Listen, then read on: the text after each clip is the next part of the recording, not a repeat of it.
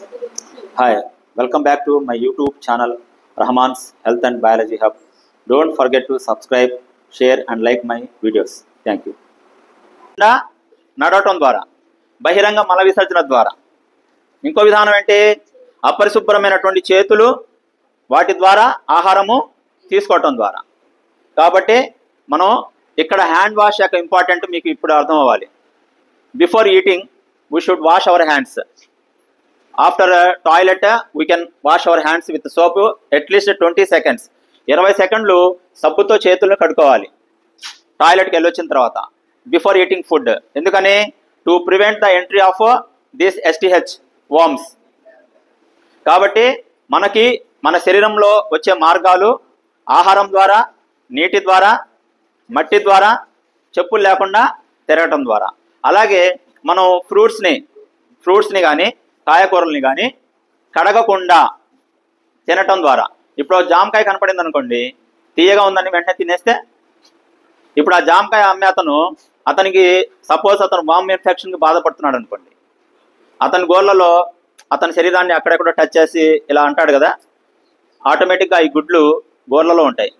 అతను ఆ జామకాయని టచ్ చేసి మీకు ఇస్తాడు అనుకోండి, మీరు దాన్ని కడగకుండా అలా తినేశారనుకోండి, అప్పుడు ఆ ఫ్రూట్ ద్వారా కూడా మీ శరీరంలో ఈ గుడ్లు వామ్ ఇన్ఫెక్షన్ సంబంధించిన గుడ్లు కానీ లార్వాలు కానీ రావచ్చు.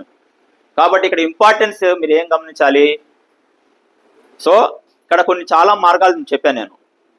మీరు ఎప్పుడైనా సరే so avoid open defecation and use chappals when ever you suppose to go to toilets on open defecation. You may have chappals.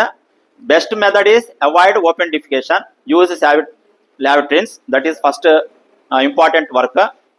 And second, when you take fruits, you should properly wash the food items, especially the vegetables and fruits. And also whenever you make cooking, you just make sure that this food is properly cooked. ఆహారము సరిగ్గా వేడిగా ఉడికిందా లేదా అని చూసుకోవాలి. కాయగూరలు కానీ, fruits కానీ, మాంసం కానీ, చికెన్ కానీ, చేపలు కానీ సరిగా ఉడికినటువంటి ఆహారం తినాలి. తర్వాత ఆహారం తినే ముందు ఆ కాయగూరల్ని శుభ్రంగా కడిగి తినాలి. చేతుల్ని శుభ్రంగా టాయిలెట్కి వెళ్ళటానికి ముందు వెళ్ళొచ్చిన తర్వాత చేతుల్ని శుభ్రంగా సోప్స్తో కనీసం 20 seconds కడుక్కోవాలి. మనం వాటర్ని తాగేటప్పుడు మనం ఏదన్నా సపోజ్ ఒక బిందెలో నీళ్లు ఉంటే కనుక చేతుల్ని డైరెక్ట్గా అలాగా ముంచకూడదు.